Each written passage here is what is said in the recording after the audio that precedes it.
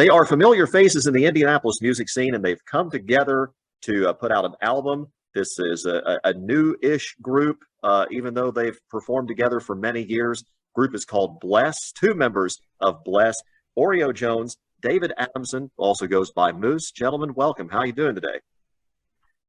Hey, doing well. Thanks for having us. Hey, not a problem. Glad to have you. Glad to talk about what is a great album.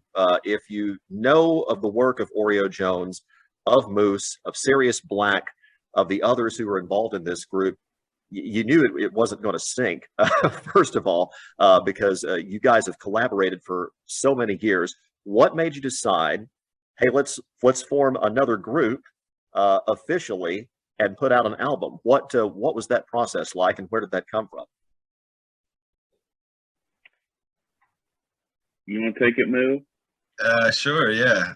I mean, I think we had been like working on music already, and then our friend Michael Kaufman suggested that we make some music with Sirius, and we said, of course, because we'd all worked on music together in the past, so it just made sense, and we started working on some stuff, sending instrumentals back and forth and writing stuff, and it just kind of took off from there. We weren't sure where it was going at first. We just kind of kept going. Well, you ended up not only with an album, but for some reason, we thought it was a good idea to put out an album in the middle of a global pandemic. And yet it seems to have worked, because it's a great album, not a long album. I mean, about half an hour, a little less than half an hour total. But what was that process like? And what made you think, hey, let's put out an album, even though we're in a pandemic, we're probably not going to be able to do live shows to support it, at least not right now. Yeah, I think it was just like at the state of where we all were mentally and artistically. I feel like I didn't touch music for the first part of just quarantine, and it kind of just happened organically with just like the state of the country and politically, and just everyone kind of just isolated, and it kind of just started bubbling out as far as like writing and things. Approaching the record, I don't think we really had any expectations of where we were going to go with it, and I think that's the beauty of creating anything, is the spontaneous creation and just kind of going with your heart and your mind, and then seeing where it goes from there. Yeah. And what's cool about this album, if for people who haven't heard it yet, is you're going to hear a little bit of everything when it comes to musical styles, when it comes to beats. I mean, you start off with something, the lead track is called Capstone, and the first thing I heard was, this is like a fast bossa nova from the 1960s, and then all of a sudden you drop the bass and you drop it on an upbeat, and then next track is more of a traditional hip hop type, heavy bass on the beat type thing. You got a lot of different things going on there. Was that do each of you individually bring something to the table when it comes to musical styles, or is this all in your head, just depending on the day, depending on your mood? And Dimitri has joined us. Dimitri, guitarist for Play. I know Dimitri's been trying to get connected for a few minutes. Dimitri, we are recording, just so you know. How you doing today? Absolutely. Doing well on yourself. Doing well. We'll reiterate my question here, just for anybody who wants to take it. The mix of musical styles, the mix of beats, because there is a little bit of everything. Does that come from everybody? Does everybody individually bring something to the table there? I think the rhythmic styles, I was responsible for most of them. Yeah, the bossa nova that you mentioned comes from an old drum machine, like a 60s drum machine. So yeah, I like to mix the old analog drum sounds with the modern sounds. But I think overall musically, we all have a lot that we all add a lot to the songs as far as arrangements and lyrics and everything else. But yeah, the rhythmic stuff, I think I do most of that. Yeah. In the album. The vocal styles too. I mean, because you have obviously the hip hop stylings of Oreo, of Sirius Black, and it's one of those things where, and I don't know if you're a hip hop fan, you're probably used to this, but the flow it's really quick sometimes. But I think that's what makes you, if once you get into it, you go back and you listen, because you're not going to catch all the lyrics that first time through.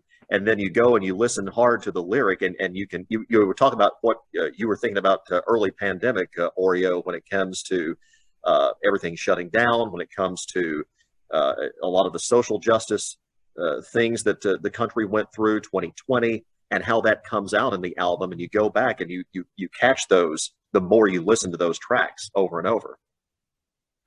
Yeah, totally. I feel like that was just a product of my environment at the time, and I feel like I could say the same thing for Sirius. But yeah, that was just kind of what was coming out and flowing, so to speak, on the paper. But yeah, I feel like Moose's production was a very integral part in this, because our styles mesh so well together, and we've known each other for so long, and it's just been kind of like a dream to always have a collaborator like Moose for all of the years, and Sirius too, and then bringing the bands in together. That's essentially what our plan was, once we started to see everything coming to fruition, is, let's take this and make the live show. And I feel like we've made the demos and sent it to Dimitri and Austri, our drummer, and like we had that in mind, like, this is important that we incorporate. And it sounds completely, has a whole different element too when you see it live. So that's like another important thing you have the record, you listen to that, and then you have a whole different experience when you see it live. So it's really special. Yeah.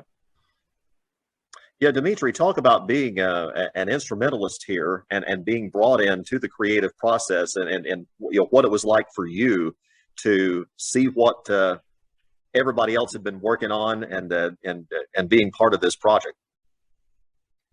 So yeah, to kind of expand upon like what they were saying, I mean, a lot of I feel like 2020 went into this record, like hearing it after they sent me the download. There was a lot of just general like catharsis from what I know of these guys, as well as them just really putting all of the musical stylings that they put together over the years like into this record. So for me, being able to sit there and really digest it, knowing them as musicians, as well as like, kind of I've been playing with Sean for nearly a decade at this point. So there was a definite level of like knowing where I fit in pretty easily, which like is very rare, does not come very easily to that degree. But I think with this band in particular, like it's been very easy to find my place, which from a hip hop guitarist standpoint was something I was mildly intimidated about. But yeah, with these guys, I've been playing with them and known them for such a long time. It just made sense, to be honest. Well, now you're taking this out on tour, because a lot of people, or at least if people who know the Indianapolis music scene, they think of you guys as Naptown musicians, that, you spend a lot of time here, but you're going across the country. How new is that for you when it comes to your production of music? Because we see the videos I've seen so many videos of Oreo and Moose and Sirius at the record stores here, or putting out videos. I know you did something with the Transit, the Red Line video series, but now you're going across the country. What's it like to take the music of Indianapolis, the music of Naptown, to the rest of the U.S.? Yeah, it's cool. I think it's something that we've done for a while now. Between the three of us and even Sirius, like we've been hitting the road for some years, but it's it's been so long since we have been, just because of the climate of the country, and now we're being able to slowly get out there. But it's important to get in front of people that don't know who we are. It's easy to get comfortable in a community when you see and know everyone and play in front of the same people over and over. But I think it's a very integral part of being a musician and a dream, essentially, to be able to showcase your music, and your music is what gets you to different places and different cities and meeting different people. And we're really excited. Yeah, it's sick to be able to showcase Indianapolis in different places. Yeah. Well, Really. the process, by the way, we're talking to members of Bless. And if you do a Google search for them, you're going to find the number 81355.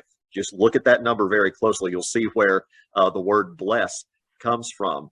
What was the meaning of, or the decision to name the band doing that? I don't know if it has something to do with your record label, because the record label has a creative moniker at the same time. What was behind the naming moniker there?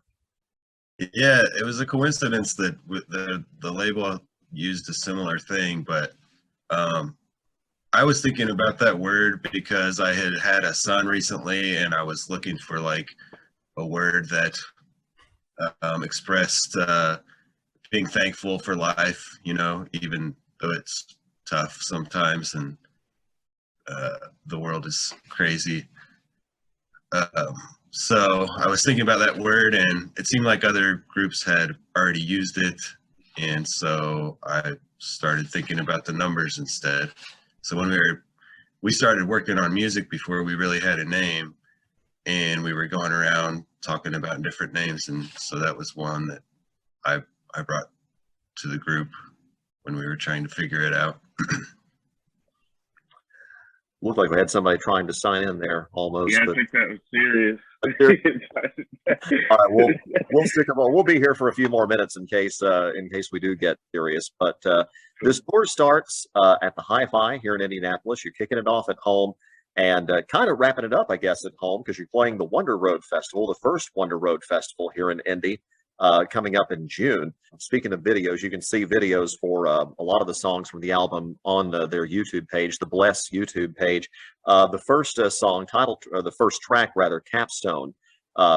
First scene of the video, the first big scene, you're getting buried alive, Oreo, you and Sirius and Moose.